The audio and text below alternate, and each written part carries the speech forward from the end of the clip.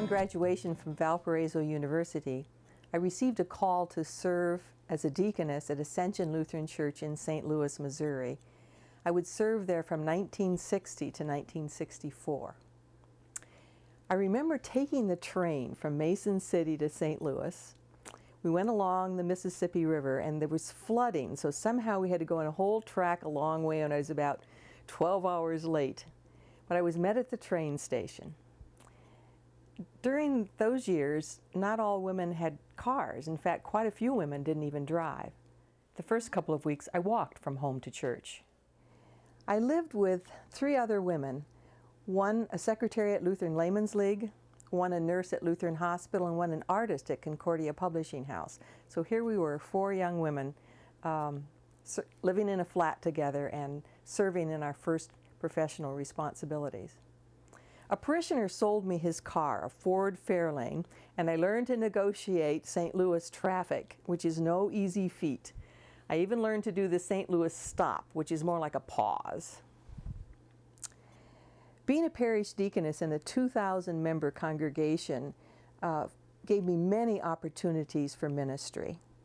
The congregation had one pastor, Martin Henschke, and he and I shared all kinds of visitation and hospital and shut-in calls, as well as the ongoing ministry and leadership of committees and task force in the congregation.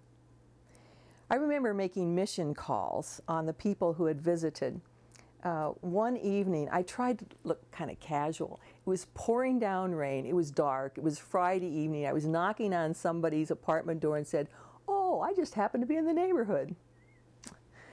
Well, no matter how reluctant, I find and still find the joy of talking with people about Christ just a wonderful calling.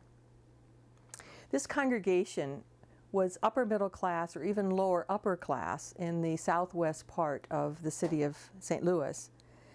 And my coming was, well, shall we say, had mixed reviews. I remember going to my first Women's Guild meeting, and at first I came in and said, "Oh, there's a new prospect," and they greeted me warmly. And then they found out I was the new deaconess, and they said, "Oh, we thought you belonged here." There was also a Lutheran day school with the congregation, and the principal made it very clear more than once that he didn't want a deaconess to come. But nonetheless, I soon began working with him and also with the school. I had a children's choir that I directed, and I also started a newspaper, a school newspaper for this kindergarten through 8th grade parish school. One afternoon, I recall working with some 8th grade students, and in relationship to journalism, we had a newspaper reporter from a St. Louis paper in to talk with the 8th grade students, and we were talking about how you discern if facts you've heard are true or not. And just at that moment, we heard news up the hallway from some people who had a radio on that John F. Kennedy had been killed. I know so many people remember the exact place that they were at that historic moment. And it did affect our whole parish, the determination, do we do regular things? How do you walk through this very difficult time? We had about 800 people in the congregation engaged in some form of Christian education every week. And we had teacher education for the teachers of all of these people. So once a month, every month, we had some meeting with preschool teachers, with elementary teachers, with junior high teachers, with high school teachers. And that was a wonderful opportunity for them to continue to grow. And to this day, I find that working with people who are going to be teaching the next week can be the most enjoyable experience for someone, because we grow because their questions are so pertinent. I also taught confirmation. Pastor worked with the children who were part of the parish school, and I taught the children who went to public school.